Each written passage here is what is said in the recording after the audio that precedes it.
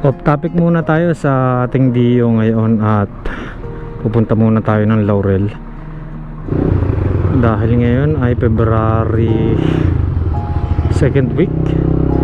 Tingnan natin, baka tapos na at excited na rin tayo makita dahil nga sabi ko nga sa inyo,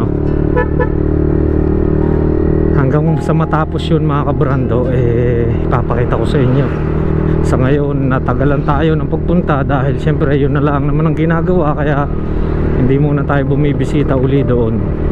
Pero ngayon pupuntahan natin mga kabrando. Tingnan lang natin, hapon na at yun, araw pa naman.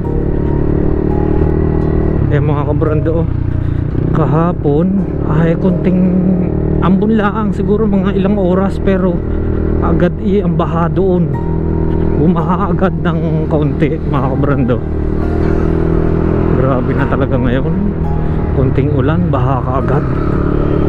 Ganyan ho ang sitwasyon namin ho din at parang napanood ko rin sa in-upload ng taga Laurel ay meron din konting ulan lang ay baha ka agad. Grabe na nangyayari ngayon sa panahon na ito mga kabrando, climate change.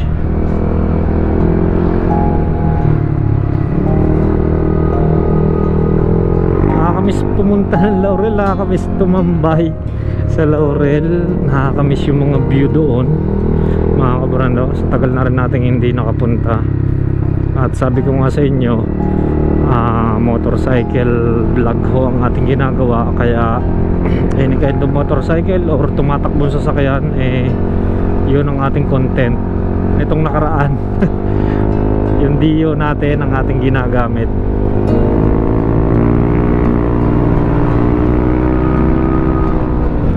Wow, the policeman is here.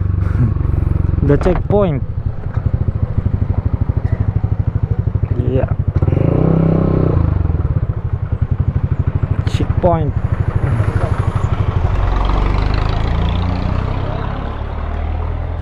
Na lang mo sa lisensya. Okay po.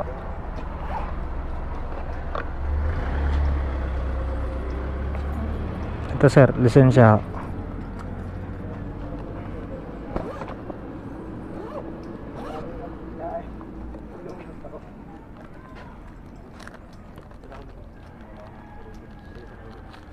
Ito sir, yung papel.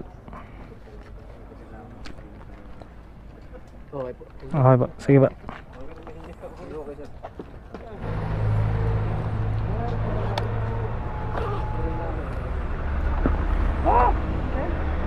Alright.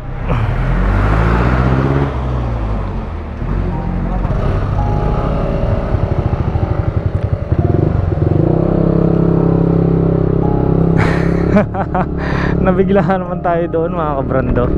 May ginala at hindi Dio ang ating dinala, kundi katakot-takot na paliwanag mga kabrando. Hindi pa naman ho nakarehistro. Bulaga ano mga kabrando. Kaya ngayon ho ay nagche-checkpoint ang mga pulis dahil nga ho syempre gun ban na. Nag-abisa na ho sila sa bawat barangay na huwag tatakbuhan dahil iisipin nila na meron kang dala. Kaya pagka checkpoint ka, pinara ka ng pulis, tumigil na lang. Pero nabigla talaga tayo doon mga kabrando.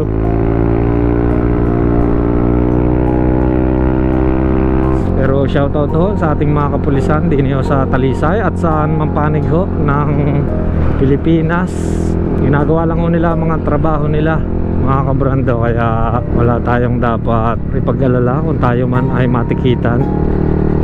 Lalabas ho tayo na kompleto ang papeles tsaka ang lisensya. Arin na pala ginagawa ngayon din pinapaluang. Wow, utaragis, kaliligo lang ang gabok. Pinapaluang na ho din sa may arko ng Talisay to Laurel. At din rin sa Laurel mga kabrando, ayun, narin na pala ang update ngayon. Din ho, pinapaluang nila. Sa bagay din mga kabrando ay hindi pa papalaki yung kalsada, hindi pa napapaluwak, kaya yan, kita nyo naman, two-way pala ang ore. Yan, pinaluwang na nila din eh. Yan ang road widening. Dito halos tapos na, dito sa kabila. Ngayong February ho mga kabrando, bago magkatapusan ng February or sa Panagbenga Festival, gusto kong makarating ho doon eh. Sana matuloy ho ang ating plano na are na makarating sa Panagbenga Festival, first time sa may Baguio City ho.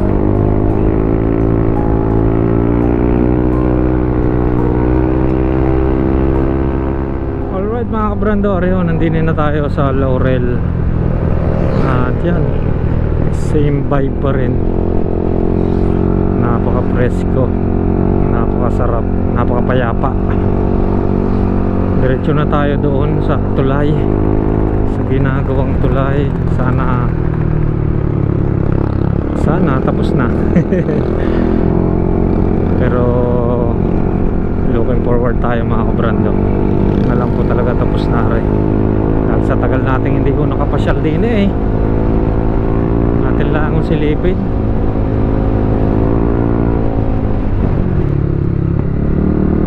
Dine pala yung pinost, yung napanood natin. Ito kita nyo naman nag-ano na kaagad, may mga lupa na kaagad na dala. Dito nga yun mga kabrando, yung parang medyo bumaha na kaagad, konting ambon lahang.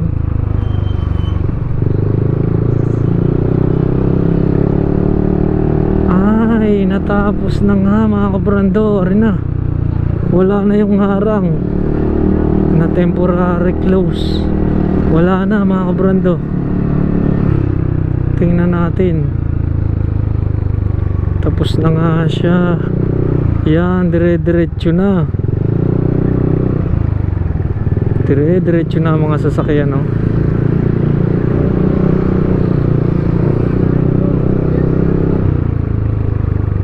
yan na. Mabilis na makakalibahan. Pero kamusta kaya kahapon? Dahil umulan ho nga, umambon ng medyo malakas, parang ulan na nga. Tingnan ho natin. Tapos aring Rosie, ayan, medyo malinis na rin ang Rosie. Ayan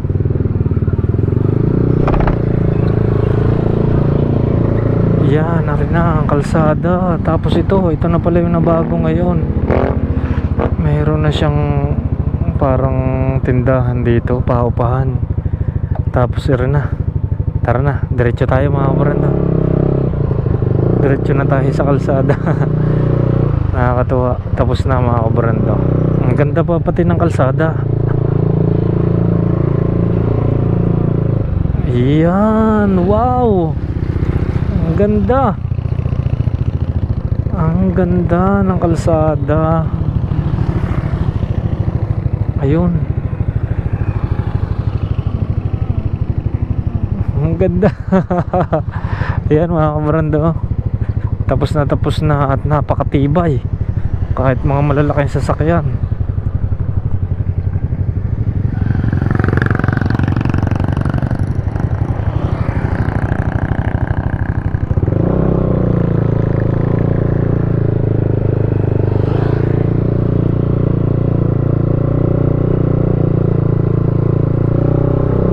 Pinipinturahan na lang nila.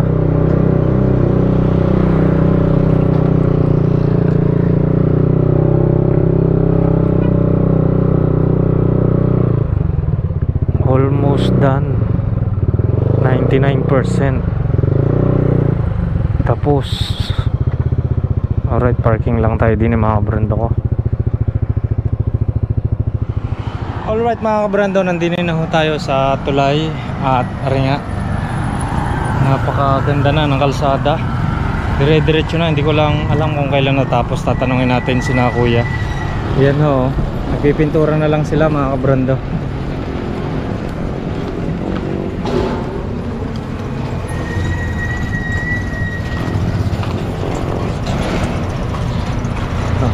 Ang ganda na ng kalsada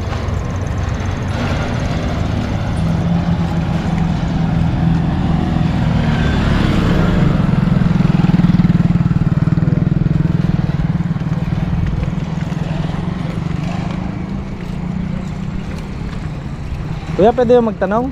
Kailan nung natapos gawain ho aring ano, tulay? Dahil tagal ko hindi Superman. Yan, si Kuya. Oo. Ako hindi alam na nagpuntan ko nag-uwi kami sa dito. Pinipinturahan na ho ano. Yung pala. Kuya.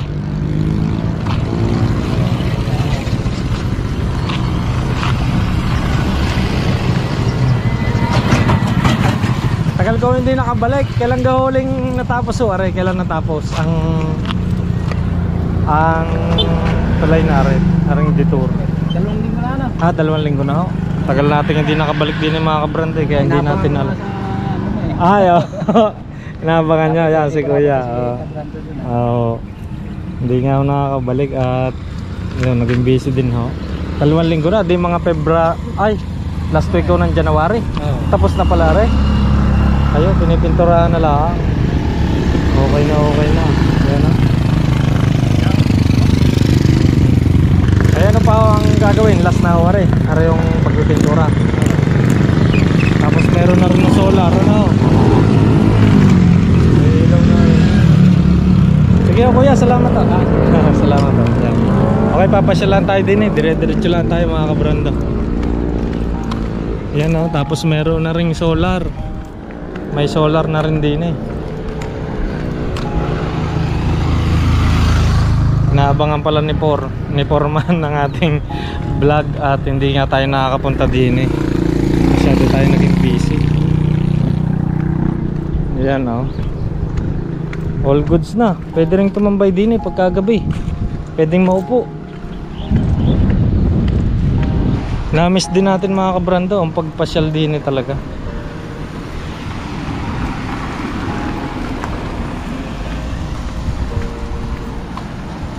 Okay na.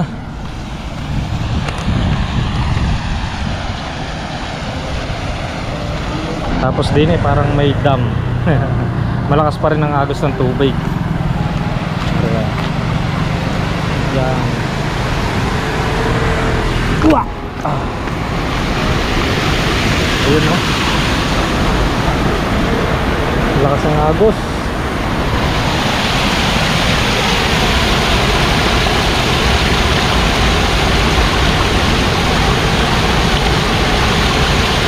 Parang sarap maligo din eh. Problema, madumi ang tubig, malabo. So yun mga kabrando, ariho yung update dini ho sa Laurel, dini sa tulay, sa detour. Yan, at maganda naman ang flow ng tubig. Hindi naman ho siya nagbara nung kahapon dahil nga medyo malakas yung ambon. Parang ulan na rin, pero yan, dire-diretso ang flow ng tubig.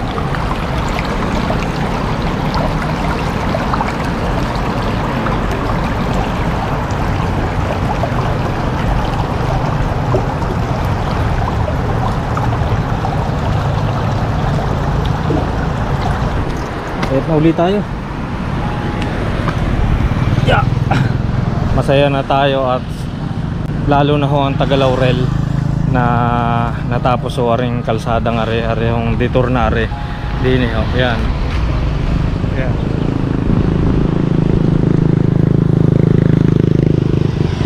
Yan pa rin mga kabrando yung putol na tulay.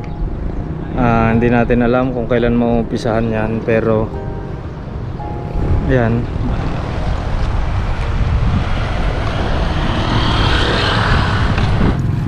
Dini ho kuya sa putol na tulay, may idea kayo kung kailan? Wala pa. Wala pa ho. Hindi pa ho yan. Bago kasunod kami sa akin. Doon naman ho ang gagawin nyo sa may buso-buso. Alin ho doon? Malaking ng karsada, malalim na buho. Kaya maraming salamat ho kina kuya. Kuya, anong pangalan nyo ho ulit? Noe. Si Kuya Noel. Noe. Yun, si Kuya Noe na siyang foreman ho din eh. Maraming salamat ho sa lahat ng gumawa ho din eh. At napakaganda ang kinalabasan ng detour nare. At sigurado hong napakatibay. Ano ho, kahit itong mga malalaking sasakyan din eh. Ano ho, mga dump truck. Ayun mga kabrando, at nandini nga ho tayo sa may putol na tulay. At napansin lang natin din ay may parang kuryente. Yan ho, isang malaking parang hose linya, pero yun nga, linya pala ng tubig yan mga kabrando, na nanggaling ho doon sa kabila. Okay, silipin natin ho din para magkaroon na rin ng tubig din sa kabila. Ayan nga ho, linya. Ayun, dire-diretso mga kabrando. Yan ho, tapos aahon papunta doon sa kabila. Ayan, doon ho nagmula yung tubig. Yun ho, yung may blong iyon, pero hindi ko alam kung nakikita nyo. Doon ho yung pinaka linya na nakatap. Ito ho, itim na hose na ito. Ayan ho, dire-diretso din sa may bugaan is para ho sa kanilang tubig, or dito siguro sa sementeryo. Hindi lang natin sigurado, pero yan, linya yan ng tubig. Ayun, ang sarap po din napaka-presko ng hangin. Ang sarap. Sarap tumambay din lalo na pagkahapon. Ganun pa rin ang pakiramdam mga kabrando. Tatambay ka din paghapon, tapos hihintayin yung lubog ng araw. Napakasarap po, lalo na din sa padulong are ng tulay. Siguro naman ay safe ho din dahil dati na tayong naglalakad ho din sa putol na tulay na are, ay hindi naman siya umuuga or parang babagsak, hindi naman. Yan na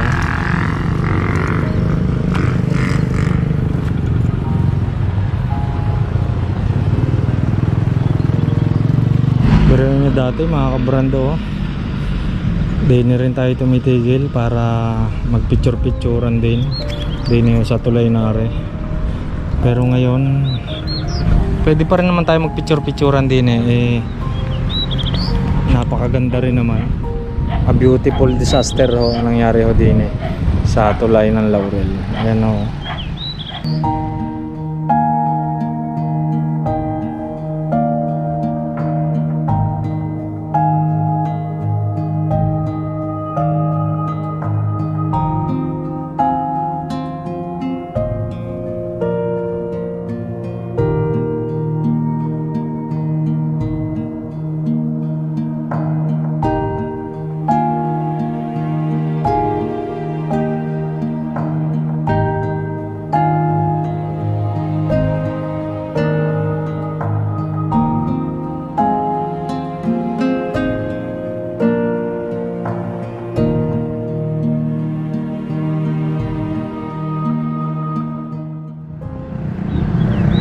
Okay, umupo lang tayo din mga kabrando sa gilid din sa may tulay.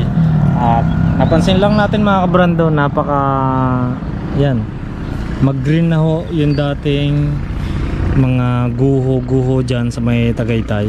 Yan, halos hindi na natin makita kung meron yung bakas ng guho, dahil siguro nga ay nagkaroon na rin ng mga tubong mga damo or mga puno. Yan o, dyan. Hindi lang natin makita masyado, pero dahil malayo, pero yan, halos wala ng bakas ng guho dahil nga sa pag-ulan. Halos wala na talaga, halos wala ng guho tayo makita din sa may paahon sa Patagaytay. Yan o.